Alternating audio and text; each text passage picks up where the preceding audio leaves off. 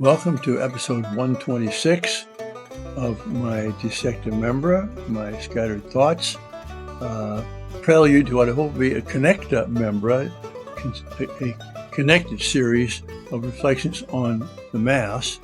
But this one will also be a little bit of Hebrew lesson, two little lessons here. One is Psalm 18 begins, "I love you, Lord my God." Now, one of the beauties of a little website called BibleHub.com is that you can look up that verse in Hebrew. It'll give you the Hebrew, the transliteration, the grammatic, the verse, the grammar of it, the vocabulary. It's wonderful.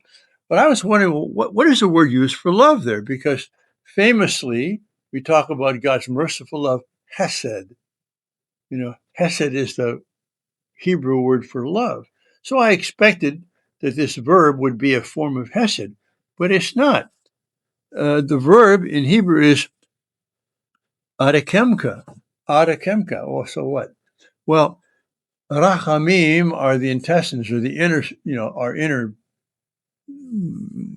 organs, right? And it's used for mercy. When you feel something, it's a gut feeling, so to speak. It's an emotional thing. And so I was kind of surprised that when the psalmist says, "I love you, Lord my God," Arechemka, he's saying, I have an emotional attachment. I feel in my very inner self, my inner being. So and by the way, that was the word that Jesus used and that Mary used. That's how they loved the Father, okay? So again, it's just a little insight into the kind of love we want to strive for. A love which is not just, I will what you will, I will your good. That's love too. But also that I've got compassion. I yearn for you. And my final little Hebrew lesson for you all, it's the last verse of Psalm 89, verse 50 or 51, depending if you're in the English or in the Hebrew.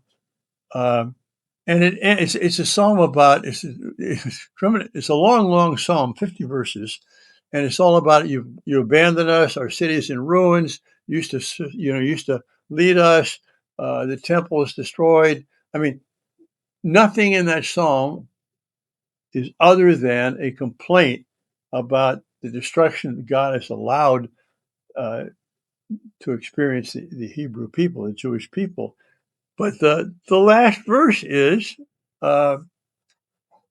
"Blessed be God forever. Amen. Amen." And Jesus prayed that. Mary prayed that. You can do it too. It's very easy. The word blessed is Baruch. We have a whole book of the Bible called Baruch. It's like Benedict in English, Benedictus in Latin. Baruch. Blessed be Adonai. You know Adonai. That means Lord or Yahweh, right? So Baruch Adonai. Just one thing I have to learn, La'olam.